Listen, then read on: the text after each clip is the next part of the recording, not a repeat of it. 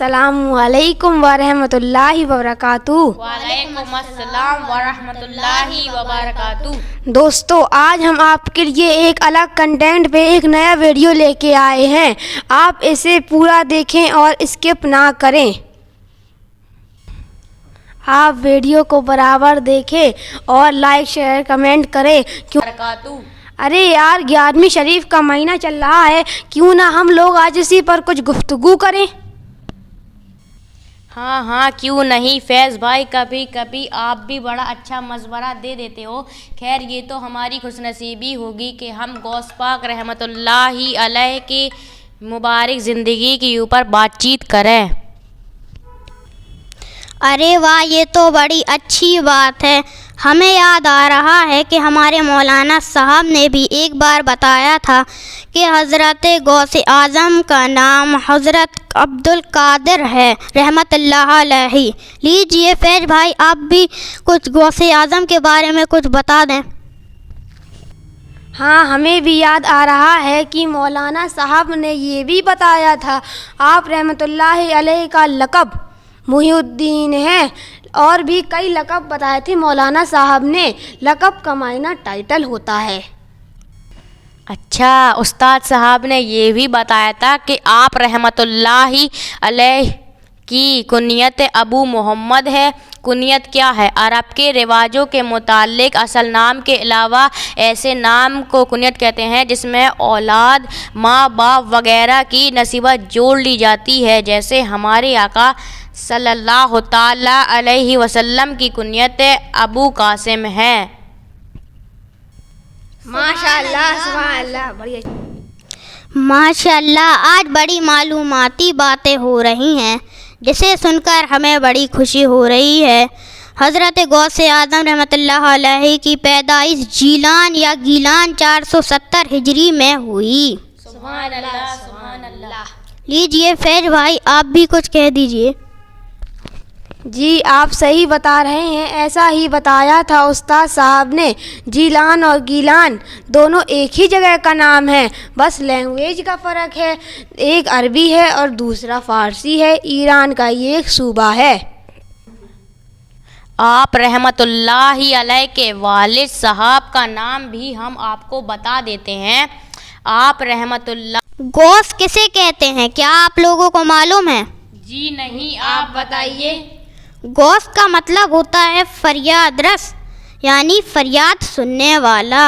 یہ لفظی معنی و مطلب ہے، لیکن تصوف کی بھاشا میں غوث ولایت کا ایک درجہ ہے۔ سبحان اللہ، ماشاء اللہ۔ بسم اللہ الرحمن الرحیم۔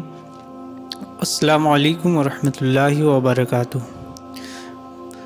ماشاءاللہ، بچوں نے اپنی کوشش کے مطابق پیشکش کی، اور انہی کی خواہش پر چند جملے خاکسار بھی عرض کرتا ہے۔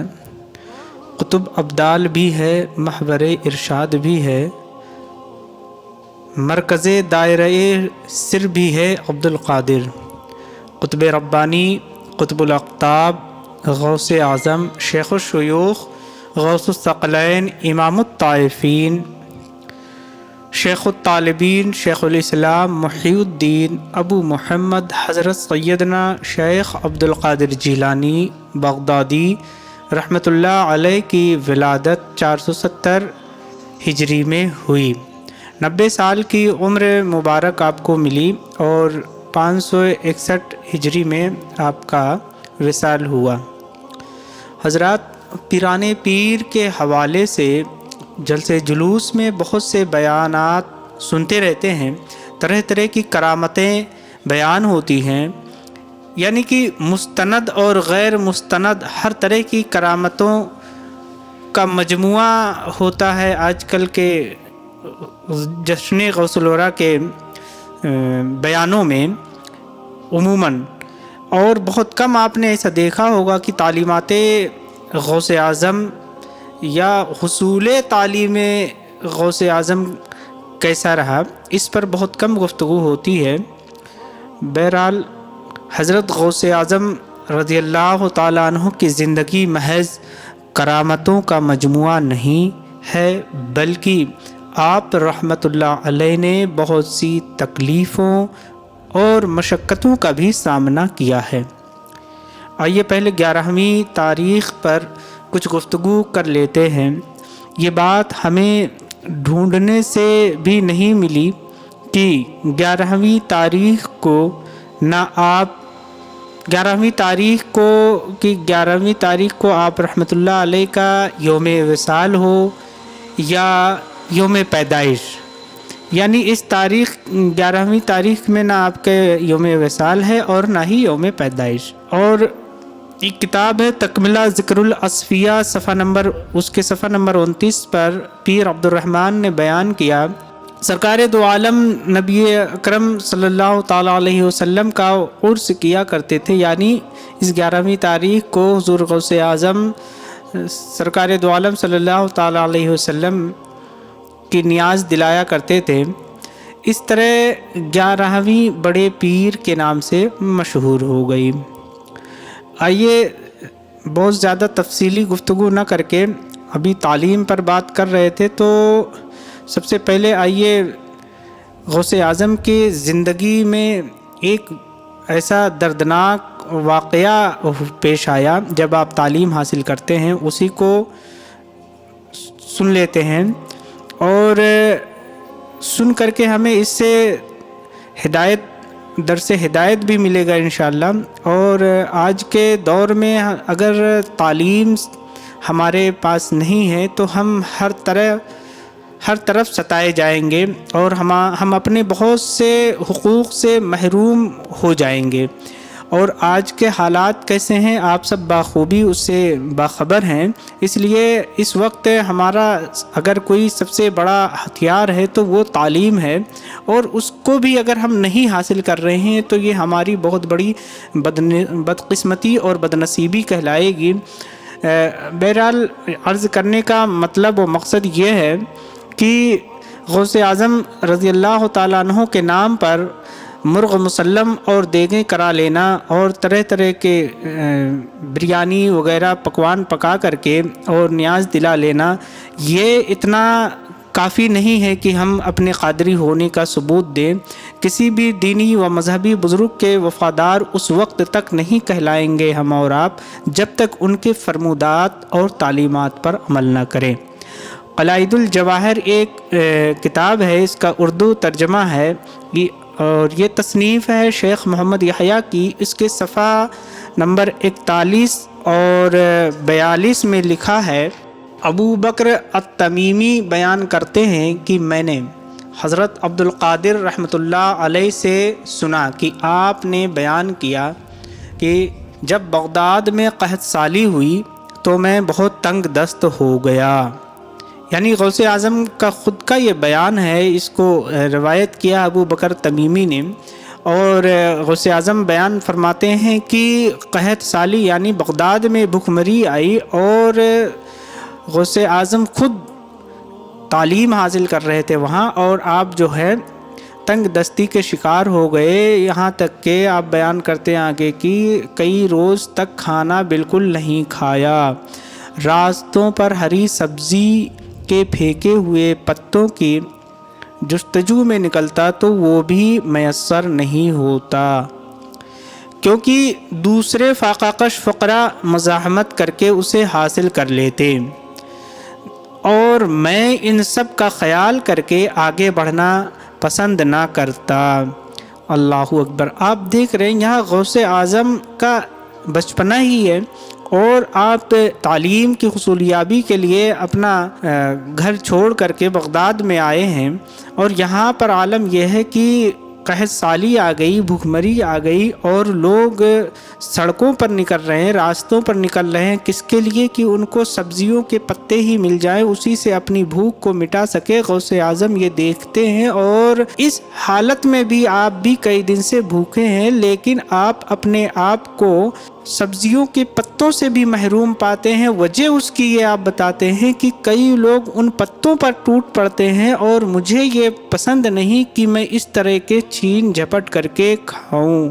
अब यहाँ पर हमें एक दर्स हिदायत ये भी मिलता है कि हम हर हाल में शाइस्तगी का मुजाहरा करें, और बसा औक़ात हमारा ऐसा होता है कि कहीं कोई चीज़ बट रही हो तो वहाँ तो नाकाबिले बयान हालत होता है कि लोग एक दूसरे के ऊपर टूट पड़ते हैं। बहरहाल ये गौसे आज़म रहमतुल्लाह अलैह हैं। गौसे आज़म फरमाते हैं, मैं इन सब का ख़याल करके आगे बढ़ना पसंद ना करता, गरज़ कि मैं फिरते फिरते सूक़ुर रिहानीन बगदाद की एक मंडी है कि मस्जिद के करीब पहुंचा। उस वक्त मुझको भूख की शिद्दत का ऐसा गलबा हुआ कि मैं निढाल होकर थकान से चूर मस्जिद के एक गोशे में बैठ गया, गोया मौत से हाथ मिला रहा था। उसी दौरान एक फ़ारसी जवान नान और भुना गोश्त लेकर आया